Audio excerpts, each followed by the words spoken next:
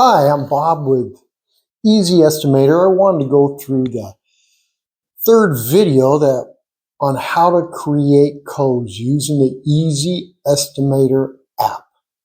This is probably the most important step of creating your estimate is creating the codes. You only have to do it one time, and once it's done, you never have to do it again unless you want to create more codes. Codes are simply the tasks that you need to do the project that you're doing. We try to make it as simple as possible with this app so you don't have to be a tech person to use it. Codes are simply a little bit of the projects that you are doing, and once the codes are created, you put them into a template or an assembly, and you load the assembly. It includes everything you need to do through, and go to add code. You're going to see the first thing that pops up on the create code is your supplier subcontractor field.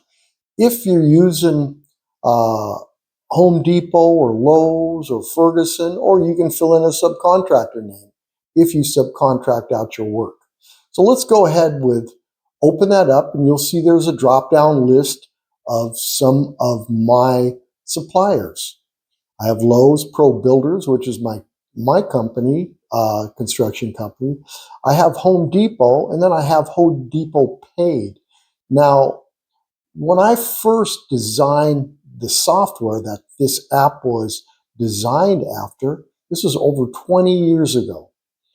And for each code that I created, I had to go to the Home Depot website, look up the product, and then I would have to type it into the estimating software, the description, the pricing, the SKU number, the model number. It took me to do maybe 100 codes. It would take me weeks and months of spending time on the web, on their website, trying to get this pricing in there. Well, with the Easy Estimator app, you can do this in one day and have accurate pricing that's updated from Home Depot every week.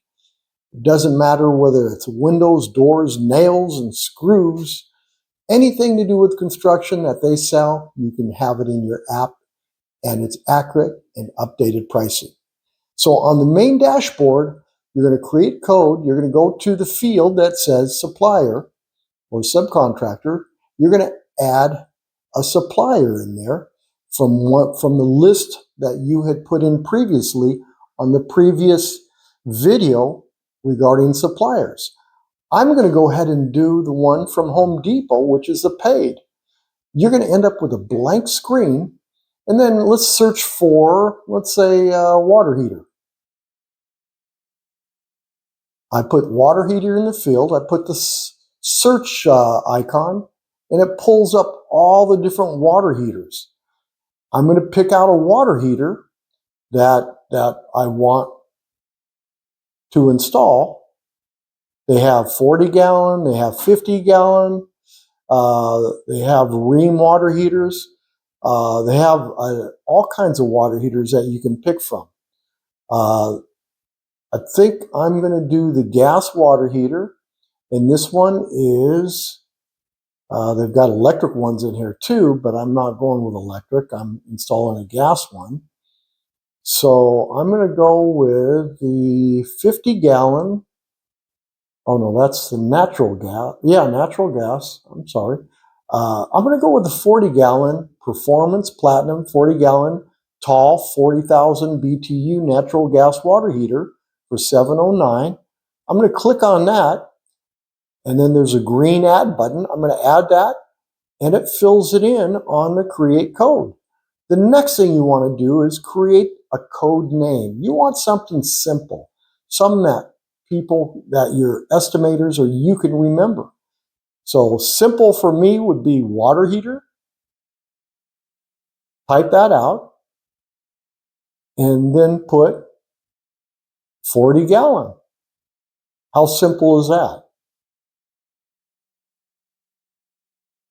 Now I type that out. Then we have to have a category. Which category do you want it to be in? If you're general, you'd put it under rough plumbing, or you can put it under finished plumbing.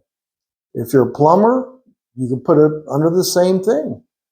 So I'm going to go ahead and pick a category that I have in there, and we're going to talk. I think we've talked about categories. I'm going to put under rough plumbing. So the category is filled out. Next thing is the product name. That's already put in by Home Depot since I used the Home Depot updating feature. Now you can type it in yourself, but you need to put a product name in for it to save it. The next thing would be the SKU number. Now Home Depot doesn't input the SKU number, but they put the model number. So you don't need the SKU number as long as you got the model number. The next thing is a unit of measure. Well, how are you going to estimate that? Usually, if it's for a water heater, I just use each, EA, for short. So there's going to be one water heater. If you're using base molding or base molding would be lineal feet because you always bid it per lineal foot. And they do have molding that sells per lineal foot. Or you're doing drywall, it's per square foot. But they don't sell drywall per square foot, so you can calculate it out to come up with a price. Or you could sell it per board, which is 4 by 8 would be 32 square feet. You can put that in there. All right. The labor cost. What is your labor for that? That's going to be up to you. You decide what the labor should be. If you're not sure, I use man hours. And my man hours is about $90 an hour. It's going to take me maybe 2 guys. We're probably looking at, let me see. I'll probably look about $800. So I'm going to put $800 on there for the labor cost. The material cost was already input by Home Depot.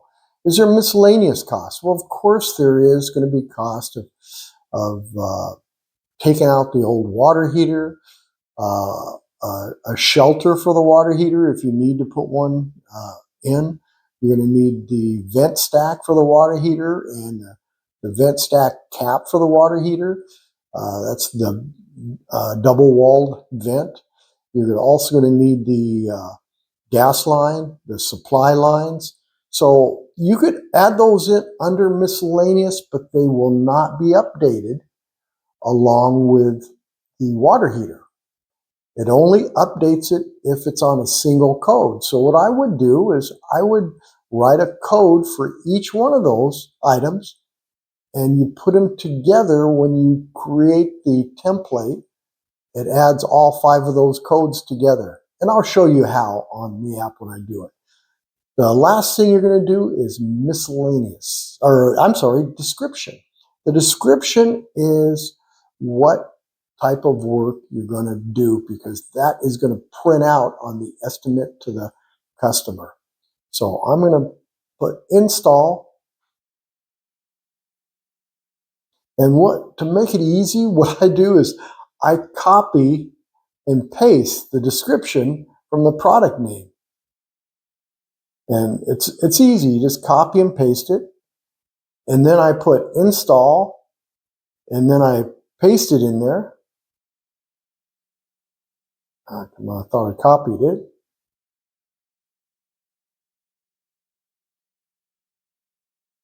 And then you just paste it in there. Now you got the whole description. Install a gas water heater, 12-year warranty, 40 gallon, performance plus. So it's in the description. You'll see there's an image of the water heater there that was loaded by the Home Depot updater. If you are not using that, you're putting in your own material that you purchase it from somewhere else, you can upload an image if you have one. Then once you get done, at the bottom, you're going to see a box that says supplier next to it and a box says customer next to it.